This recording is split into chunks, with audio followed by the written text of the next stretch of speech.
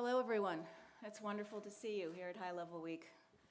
Your Excellencies, ladies and gentlemen, and to those joining us from around the world online, a very warm welcome to you all. My name is Catherine Amirfar. I have the privilege of serving as the Deputy Chair of the High Level Panel of Legal Experts on Media Freedom. And on behalf of the High Level Panel, I'd like to say that we are absolutely delighted to be here on this occasion with our co-host, the Czech Republic, for the 77th UN General Assembly. So our topic today is critical. It's the safety of journalists at risk worldwide. And as you're aware, the issue of safe refuge has been at the forefront of the priorities of the 51 member states that comprise the Media Freedom Coalition since it was established in 2019.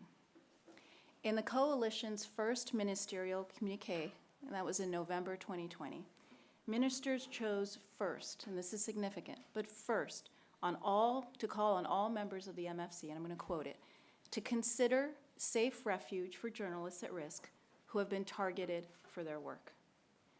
This was unequivocally a call to action. The question after this call then became how, where, when. The when was easy, immediately. The how took some work. In other words, what can states do to strengthen the framework of existing protection above and beyond what they were already doing and above and beyond what already existed? We'd like to think that the question was answered in large part by the great work of the high-level panel of legal experts in its capacity as the coalition's independent advisory body. The answer took the form of an advisory report addressed to all MFC states published in November 2020 and authored by my dear colleague and my other deputy chair, Yeginsu. And we'll hear more from Jan in just a moment. So the panel made very specific recommendations, and that's the key, specific recommendations as to what states could do. Each recommendation was grounded in international legal obligations and was meant to address a gap or problem, something that did not exist.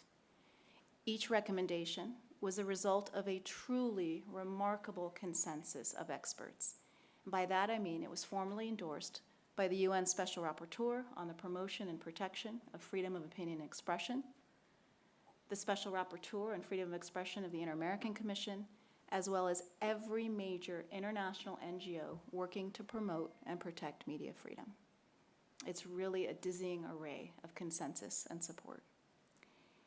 The panel's first recommendation was one that garnered most traction. I'm happy to say that, the most traction within MFC states, international organizations, civil society. It was for the creation of an emergency visa for journalists at risk. This was a novel solution to a growing problem: how to get a journalist out of harm's way immediately, in time to be effective. The problem has only grown, as we all know, since 2020. We've seen more and more journalists targeted for their work. We've seen what's happened in the crises in Syria, Afghanistan, and by virtue of Russia's decision to invade Ukraine.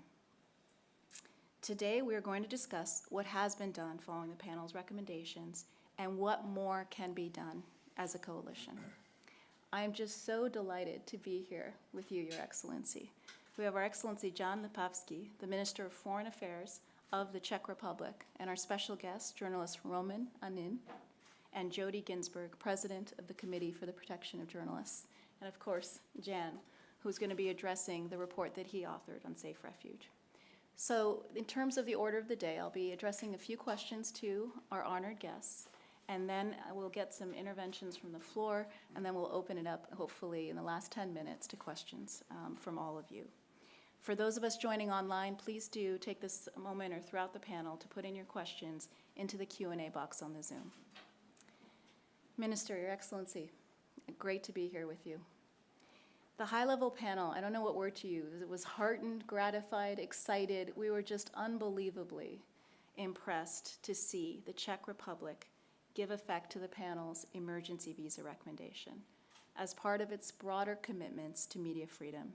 And this was at the coalition's meeting in Estonia in February.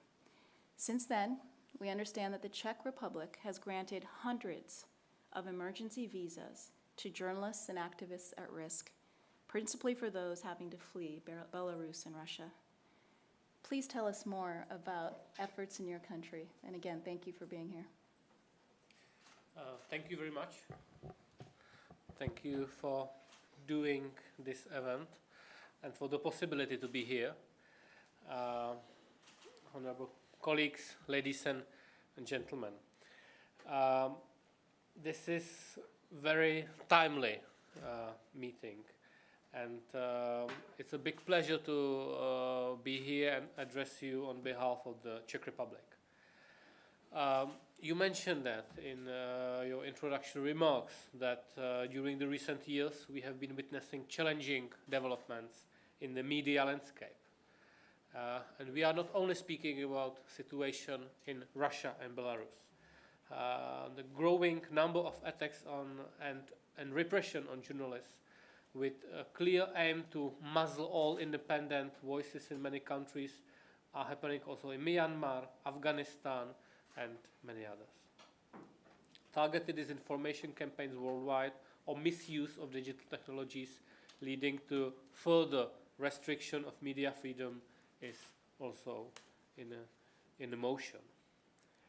And unprecedented and unprovoked military aggression of Russia against Ukraine also caused further worsening of the media freedom situation in the eastern neighborhood of the EU.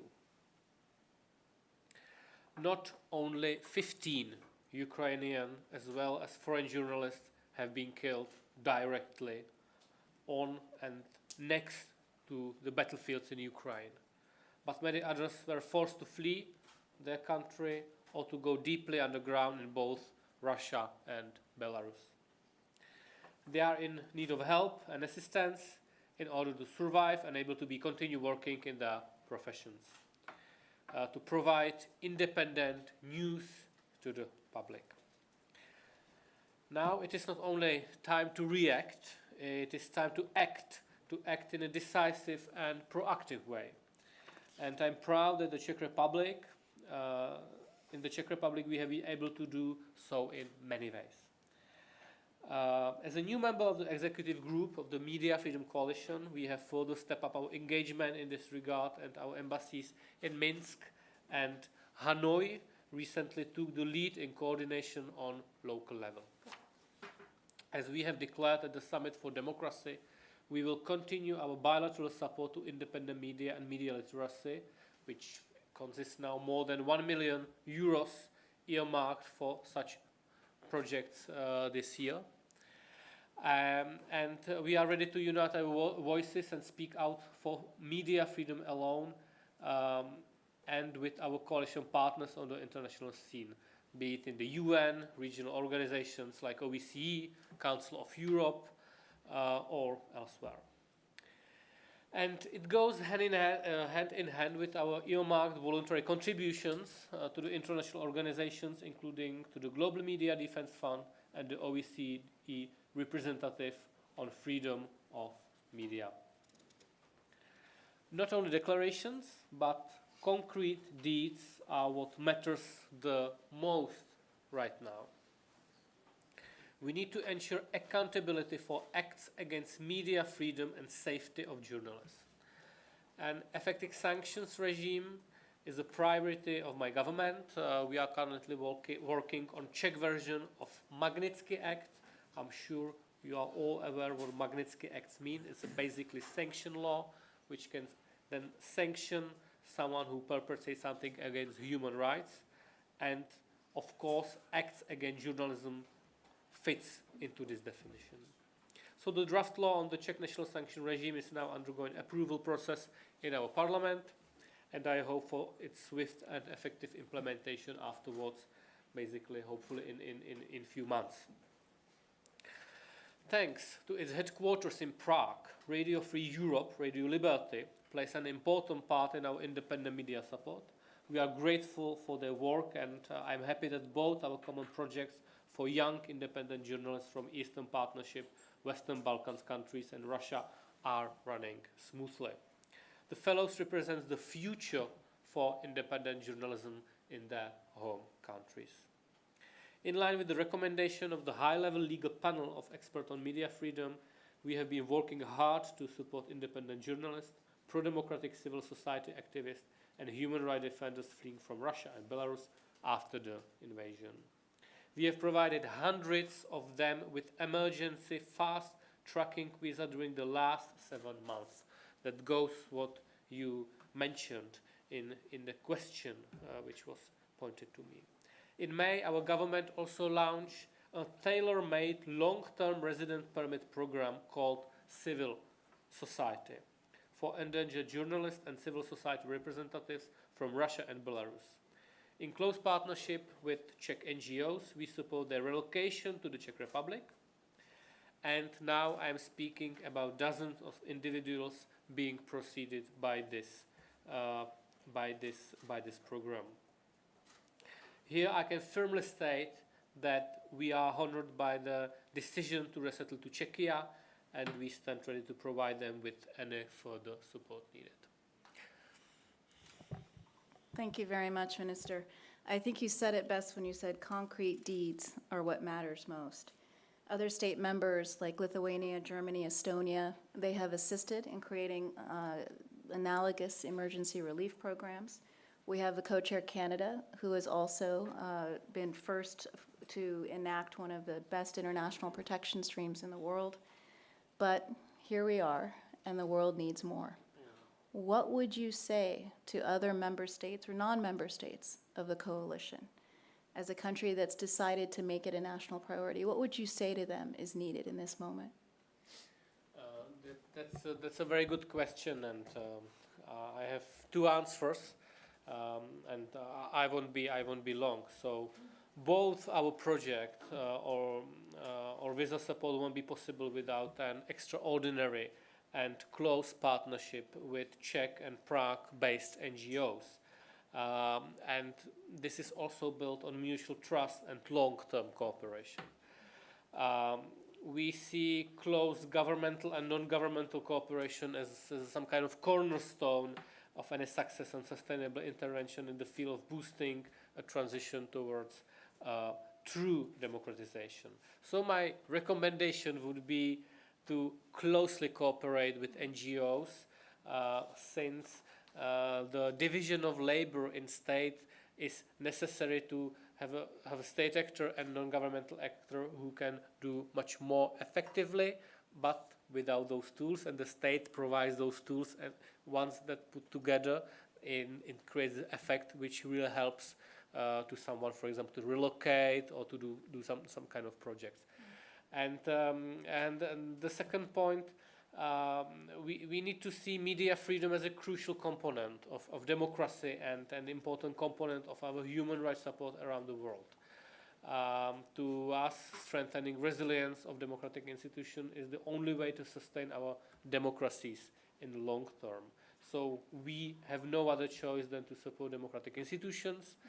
I will recall here the belief of our late President Václav Havel in the transformation power of free speech and the process of constituting more open and democratic societies.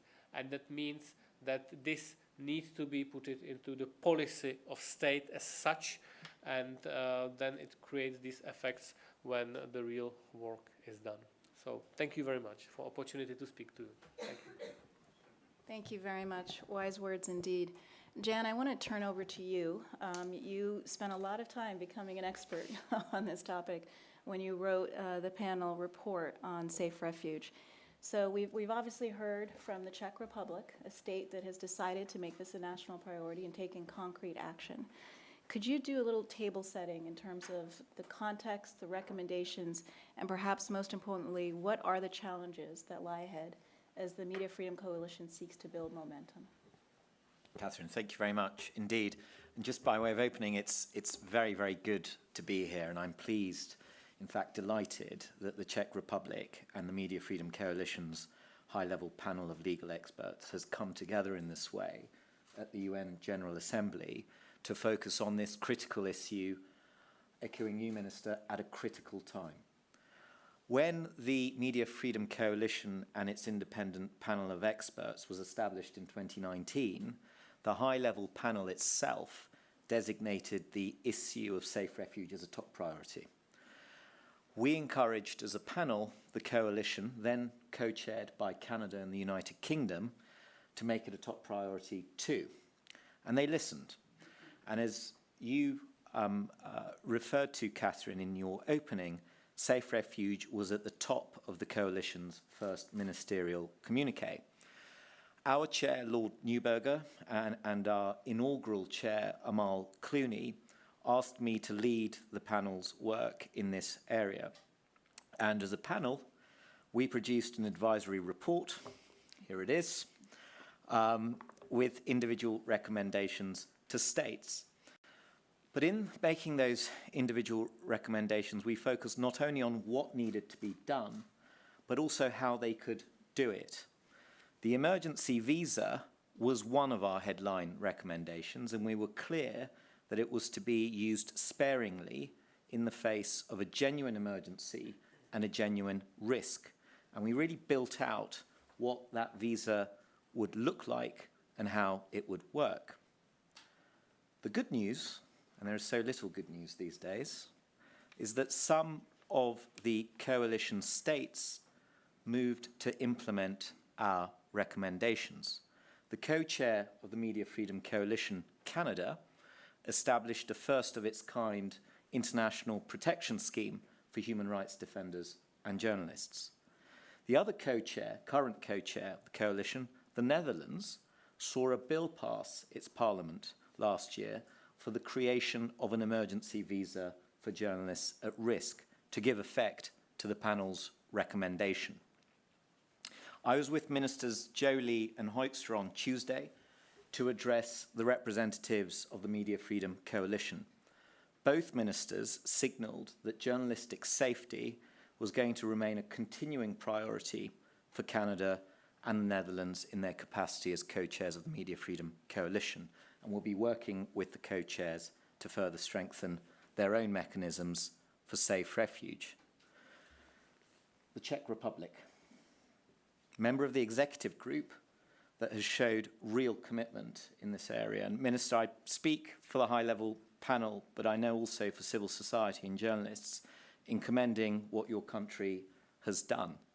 Before the unlawful and violent invasion of Ukraine, your country committed in Estonia to establish and provide emergency visas for journalists at risk.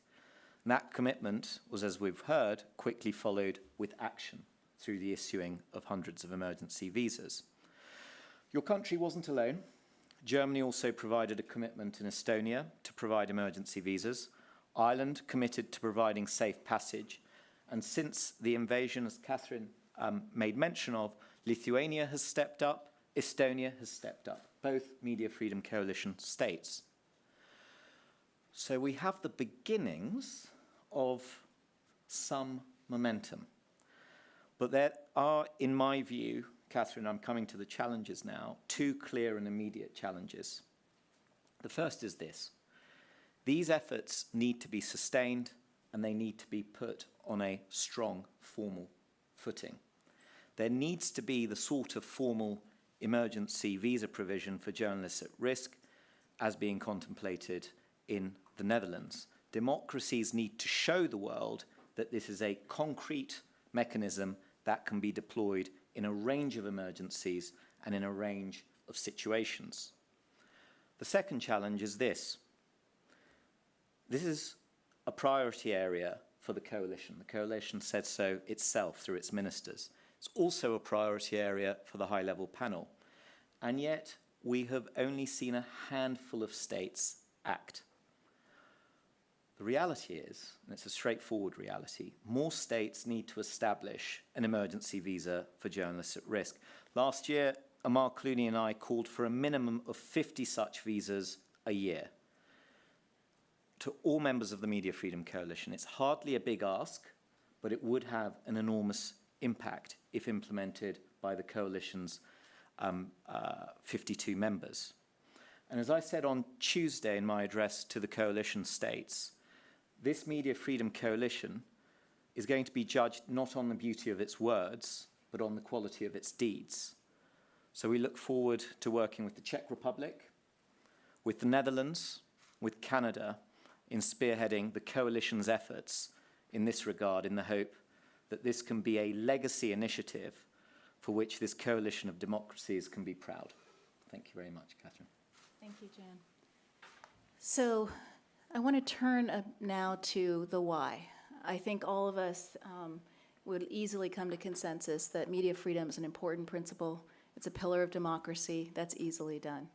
But sometimes with these large principles, we forget what's at stake. We forget what's happening on the ground. We forget the lives at stake.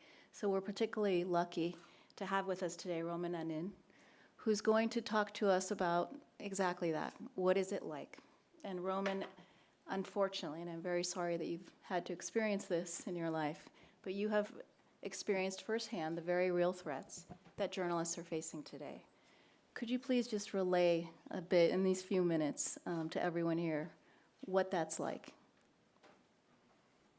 Okay, so I started my career in 2006, and when I came to Novaya Gazeta, Anna Politkovskaya was still alive. It's actually very interesting. Anna Politkovskaya is one of the most known Russian journalists. She was killed in 2006 by people close to Kadyrov. And I remember it was so interesting when I was reading her stories from Chechnya, I couldn't imagine that they were true. I was like 19 years old, and I was sometimes like saying that it can't be true. And today I'm the editor of a media outlet that is investigating horrible war crimes committed by the Russian army in Ukraine, and probably many people in Russia also read them and can't believe that they are true. Anyways, what I want to say is that when I came to Novaya Gazeta, it had only two people, two portraits of people in the newsroom, portraits of killed people. I always mention their names because it's not only important to remember them, but it also proves that in Russia, any type of independent journalism is dangerous, not only investigative. So I was the head of investigative section that had the name of, because I wanted to say has the name, but Novaya Gazeta doesn't exist anymore. Its license was recently revoked, which had the name of Yuri Shikachyhin, one of the first Novaya Gazeta reporters who was poisoned by secret services for investigating the corruption within the secret services. Then Igor Domnikov was killed. He was investigating local authorities. I wouldn't even say investigating, he was criticizing local authorities, and he was cruelly killed by a gang. And in 15 years, Novaya Gazeta was able to find out the name of the guy who ordered the killing. It was the governor of the Lipavsky region, and nothing happened to him. Because 15 years had passed, and the maximum time for this crime had already gone. Then Anna Politkovskaya was killed for writing about Northern Caucasus. Then Natalia Estemirova was killed for writing about the same Northern Caucasus. And then two my amazing colleagues, one of them a young girl who was brought to Novaya Gazeta by my friend, Anastasia Baburova, and an amazing lawyer, Stanislav Markelov, who was simultaneously killed on the streets of Moscow. And I was a young reporter in Novaya Gazeta, and I remember that I was sent by the newsroom to kind of walk around and to talk to people, try to find potential witnesses. I mean, it's hard to see bodies of your colleagues on the streets, on the pavements, of Moscow, and kind of realizing that you can't do anything. Anastasia was writing about neo-Nazis. So you can see that it's not only about investigative reporting; it's about any type of independent journalism. But today I represent iStories, a media outlet that I started 2.5 years ago after graduating after finishing my fellowship at Stanford University.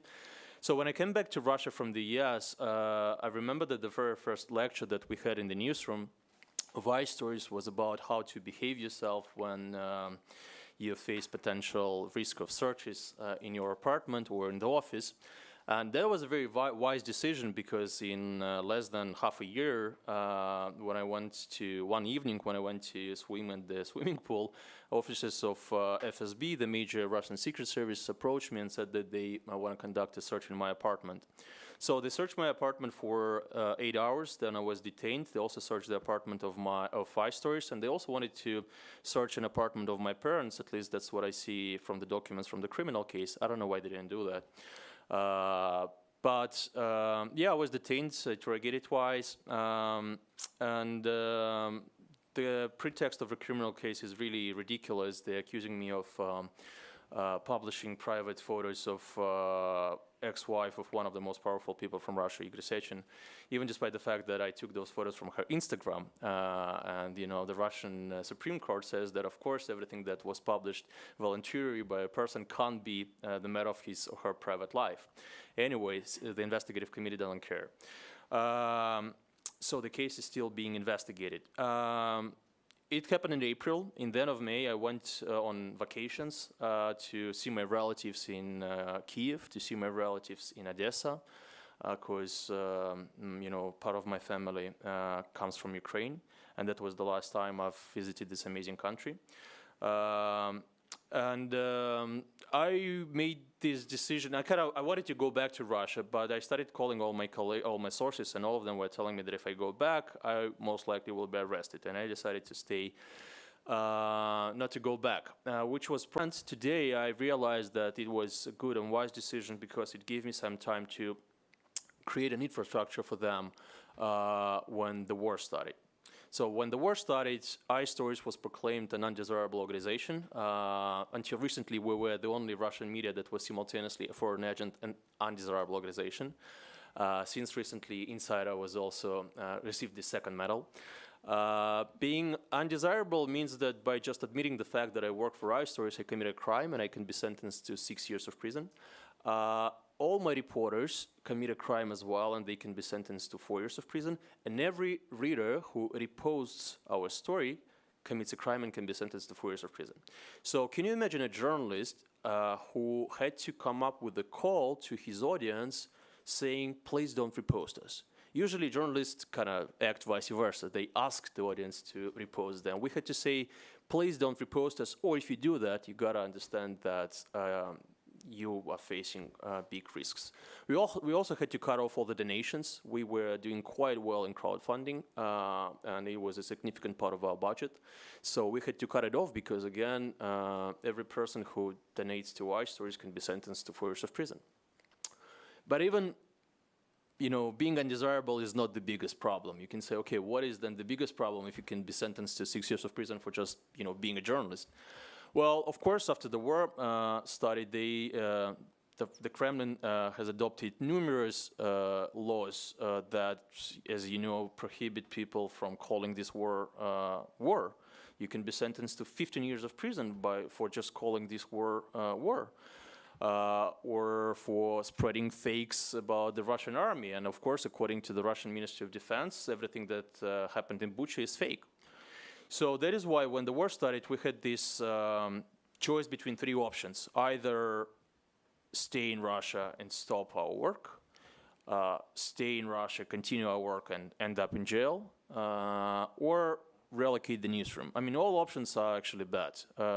Relocation is not the best option as well because I strongly believe that journalists need to live in the country they write about. And I still believe it. So it creates a lot of troubles and problems for us how to kind of keep the connection with the country. We have a couple of ideas that we follow, but anyway, relocation is not the best option. But today I'm really happy that we decided to do that because we were able to publish a number of really important stories that, as we see, are resonating among the Russian audience. Like we were the first media that not only was able to prove some of the terrible crimes that had been committed by the Russian army, but we also were the only media that talked to a Russian soldier who actually confessed to committing war crimes. And that was a very powerful and great story that I know was viewed by many Russians and Russians in the front line. And we know that it's changing minds of people. So that's what we face, and probably the last thing that I wanted to mention is that, of course, now, I mean, since the majority of the team is in Europe, you can say, well, everything is great and safe, which is, yeah, true. I mean, of course, we're really thankful to Czech Republic, to countries like Lithuania, Latvia, who were helping us with visas. It's great. But simultaneously, I want to sublime that maybe it's just, you know, credit that I want to pay to my reporters. They are doing a great job, but we have 3 cases in our newsroom when reporters don't talk to their parents because their parents support the war. So my reporters are hated by sometimes their families. They're definitely hated by at least half of Russian population who supports the war and thinks that they're traitors. Of course, they're hated by the majority of Ukrainians, and sometimes they're hated by all the others. So these are one of the most hated people on earth. And despite this hatred, they still believe in their mission, and they still continue publishing these stories because they know that their stories are so important during the war. Thank you so much, Roman, for sharing that. Let me ask you just one more question. What would you say to the states that are part of the Media Freedom Coalition? I would say that, first of all, I think we all gotta understand and agree that whatever happens to Russia, whether it will be, I don't know, one country or many countries or whatever happens there, still there are more than 140 million people, and they will still live there. And that means that, we should not probably forget about these people, and you need to understand that people in Russia will not trust Ukrainian media. People in Russia will not trust the yes media. People in Russia will not trust any other media. So Russian media is the only mediator between the Russian audience and the rest of the world. So if we wanna tell something to the Russian people, the Russian media is the best way to do that. And also, if we want to know what the Russian audience is thinking about some of the problems, again, the Russian media is probably the best way to do it. So I think, just keeping it in mind is really important. And also, simultaneously, I want to say that, today the Russian media is doing really important work, not only iStories, but also other media outlets that had to relocate their newsrooms. I've mentioned this one particular story, but overall we've identified more than 15 war criminals, like concrete soldiers with concrete names who committed concrete crimes. And I know that our investigations are already used, our findings are already used by the official investigators in Ukraine and in other countries. I know that because, these people got in touch with me. Yes, maybe we are not changing that fast the perceptions of Russian people, and maybe where they are what they think about the war is still not something that we want them to think. But first of all, unfortunately, it's not a sprint; it's a marathon, and unfortunately, our resources in comparison with the resources of propaganda are not equal. The budget of RT for 2 years is $1.5 billion. I won't even tell you what is the budget of iStories, but believe me, it's less than 1 million.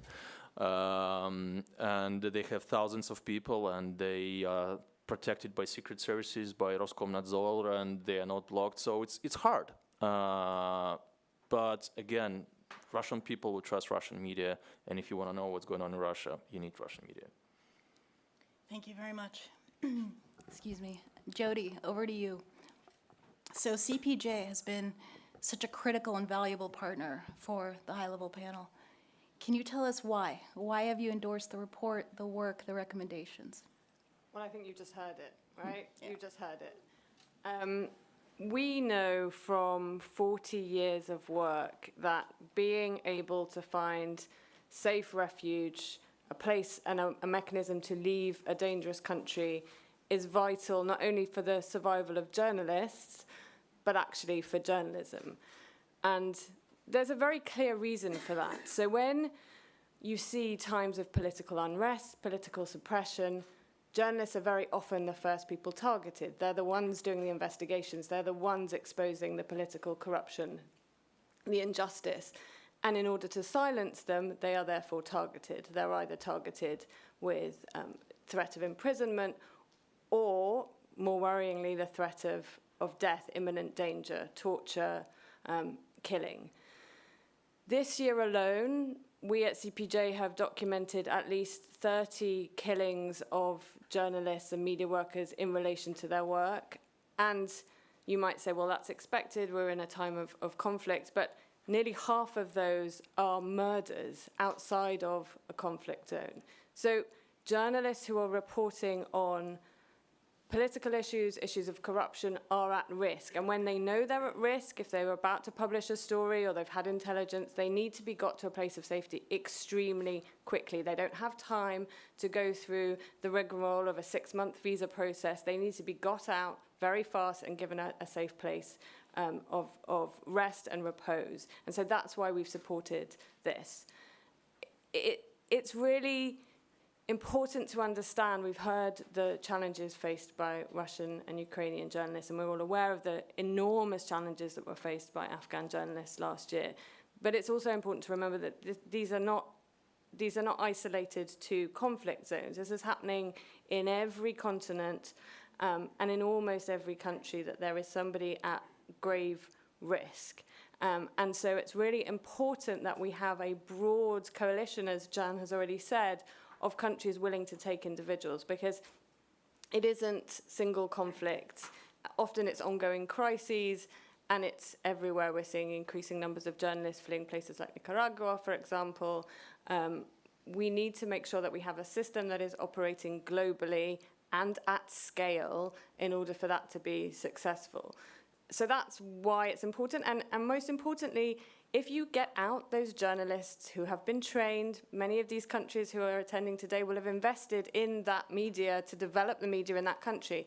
You know, a lot of work has gone into developing and making sure that you have skilled, capable journalists in countries. If you get them out quickly into a safe place, then it's more likely that they will then be able to return to continue to feed an independent media when things settle. So that's why, as well, it's really important that we have access to this kind of emergency visa safe refuge. Thank you, Jodie. Kent, just one more question for you. You've heard of what I hope is a building momentum on emergency and safe refuge visas. What more needs to be done? We need more. We need it at scale. And I would say there needs to be a recognition that this needs to be a broad coalition of countries and a very visible scheme.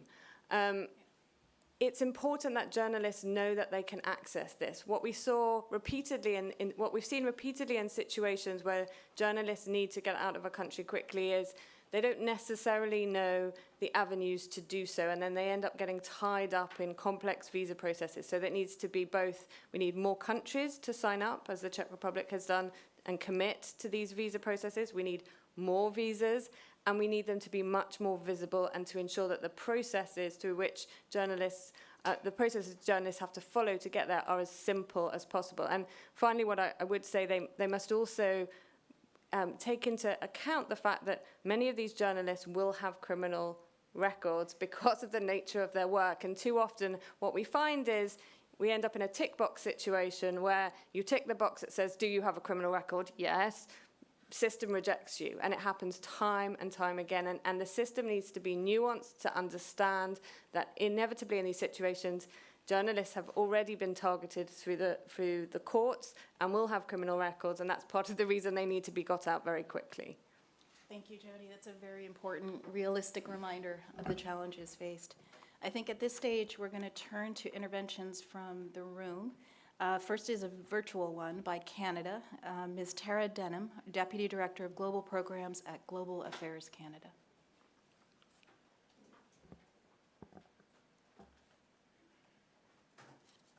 Which will be up momentarily.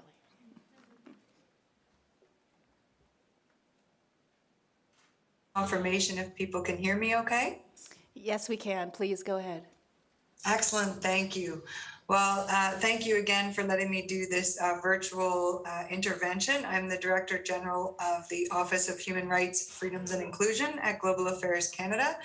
And so again, thank you for hosting this event, and to the permanent mission of the Czech Republic to the United Nations and the high-level panel of legal experts for organizing the event, and of course for all of the partners and the speakers. I think this has been a very concrete reminder of the importance of the issues that we're talking about, and the importance to continue the actions and the concrete actions that we're taking.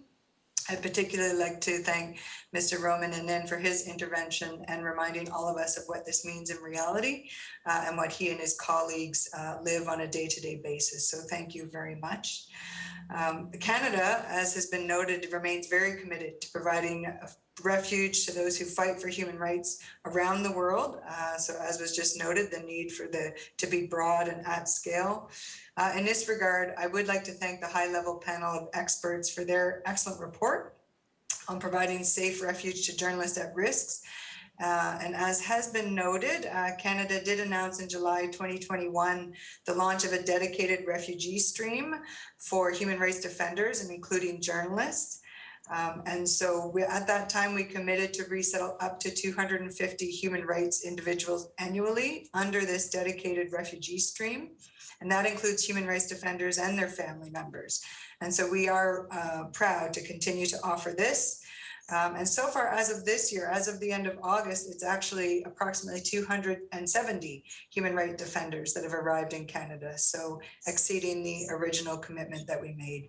So we do pledge to continue to engage with the high-level panel and members of the Media Freedom Coalition, and to continue to look at the recommendations and now what that looks like concretely to continue to move that forward.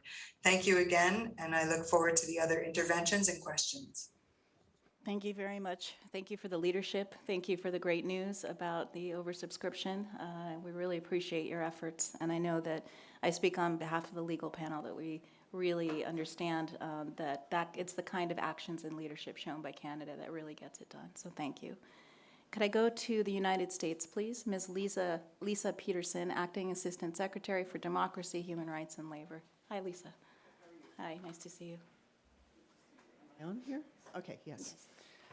So we've heard that this is an exceptionally trying time for journalists. We've seen how repressive regimes have been emboldened and really clamped down on media freedom across the globe, which has obviously forced many journalists into exile and has left many more in dangerous conditions where their lives may be at risk. I hope folks that saw that during his first day here in New York, Secretary Blinken met with freedom of expression activists, including courageous journalists from closed societies, and spoke to the press from our Foreign Press Center about freedom of expression as a necessary issue to address the important issues that we've focused on throughout High Level Week, including upholding the UN Charter, improving global health, confronting disinformation, and advocating for food security. We see freedom of expression for journalists as integral to all of these efforts, and it's only possible when journalists can safely do their jobs. We are currently seeing how Russia is jeopardizing the safety of journalists, and we also clearly are seeing how journalists are facing challenges around the world. We've seen how the internet has expanded journalists' ability to connect with the public, but it's also created a space to harass and intimidate journalists. And we're particularly attentive to the especially high levels of attacks and abuse, both online and offline, that female journalists face, often through threats of physical or sexual violence. So for these reasons, we very much welcome the high-level legal panel's report on providing safe refuge to journalists at risk, and we look forward to working closely with the panel to learn more about the recommendations and how we can create systems that provide refuge to journalists under threat. I did want to take a moment to highlight several programs and efforts that the U.S. is launching related to journalist safety. First, we're investing up to $3.5 million to launch the Journalism Protection Platform that will promote and protect open and resilient information ecosystems. We're providing up to $9 million to support a global defamation defense fund for journalists, which will offer liability coverage for journalists and news organizations targeted with unjust litigation. To tackle the pervasive gender-based online harassment and abuse, violence, and gendered disinformation, that aims to silence so many women journalists, we've launched the Global Partnership for Action on Gender-Based Online Harassment and Abuse to drive forward actions to counter and respond to these threats. And through the MFC's consultative network, the United States assists in drawing attention to and responding to cases where journalists are under threat. I hope that these efforts demonstrate just how seriously we take journalist safety. We look forward to continuing our work with the panel and the coalition to expand our commitment to protecting journalists and providing safe refuge to those under threat. Thank you all for inviting me to be here part of this event today. Thank you very much. And on behalf of the panel, I just wanted to say how much we appreciate the United States leadership and the executive group and all of those actions. Thank you very much. Could I go to Austria, please? Mr. Hans-Joachim Almos-Lechner, Deputy Permanent Representative of Austria to the UN.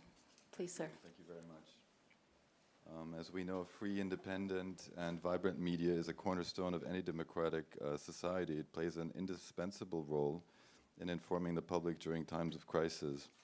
2022 marks the 10th anniversary since the endorsement of the UN Plan of Action on the safety of journalists and the issue of impunity. Important progress has been made at the international level in recognizing the safety of journalists as a precondition for freedom of expression, democracy, and sustainable development, as reflected in a number of resolutions and declarations by the General Assembly, the Human Rights Council, and many others, of course. However, despite all this progress, journalists and media workers continue to be killed or subject to high rates of detention, physical attacks, intimidation, as we have heard, using inter alia legal systems, harassment offline and online, including when covering protests. Women journalists are particularly exposed to online harassment, and impunity for these crimes committed remains the norm. Much more needs to be done from our point of view. Let me commend our host, the Czech Republic, for raising awareness during this important week of the year about the strategic importance of the safety of journalists for the achievement of sustainable development, the good functioning of democracy, the respect of the rule of law, and the exercise of all human rights. Austria invites all here today to the high-level multi-stakeholder conference organized by Austria, OHCHR, and UNESCO on 4th of November in Vienna. It aims to renew the international community's commitment for the continued implementation of the UN Plan of Action for the next 10 years. Broad multi-stakeholder commitment is essential for ending impunity and ensuring the safety of journalists wherever they are. I would further like to mention our strong model of cooperation with the high-level panel of legal experts on media freedom. We are working together towards implementation across all the high-level panels for advisory reports that focus on improving international mechanisms to enforce international human rights norms. We are doing this already with a view towards the conference in November. And if I may, I would like to ask our distinguished speakers one question, what you think about your expectations for the next decade of the UN Plan of Action when it comes to real-life impacts for journalists. I thank you very much. Thank you very much for the intervention. We're very much looking forward to continuing to work with Austria and of course being in beautiful Vienna on November 4th. Thank you very much. I will pause on that question and we're going to come back to it. We have 2 more interventions and we'll get through, but thank you for the question. Let me turn to Internews, Ms. Jean Bourgault, President and CEO. Okay, all right. We'll get to your question faster. Then US AGM, please. Mr. David Kligerman, General Counsel and Board Secretary. Also not here. To your question. So the next 10 years under the UN Plan of Action, is that right? Okay. So who wants to take that question? Who wants to go first? Jodie I can Ginsberg, start. I think. Oh, Jo- I was very much hoping to pass that on to you, Jan. Look, I think The past 10 years have made it very clear that the high-level commitments, as we've heard consistently, I think, in every single one of the panel's remarks, need to be met with concrete actions, and we haven't seen that as much as we had hoped, I think. I think the last 10 years have been good in raising awareness of the threats against journalists and the importance of their protection, but we've seen less in the way of concrete action to protect them. And so what I would be very much hoping from the next 10 years is that we see implementation, practical implementation of some of the elements that we've already discussed related to visas, refuge, but also systems to strengthen, for example, investigations into threats against journalists, the killing of journalists. We've referenced it before. Impunity remains extraordinarily high for the killings of journalists, creating an environment in which people think that attacks on journalists are fair game. So I think we need to strengthen the structures for the media to operate safely, and that includes making sure that we have strong legislature oversight and redress mechanisms that we haven't quite seen to this point. I'm going to hand back to you, Jan, because I feel that you might have something to say. I'll just say a couple of things.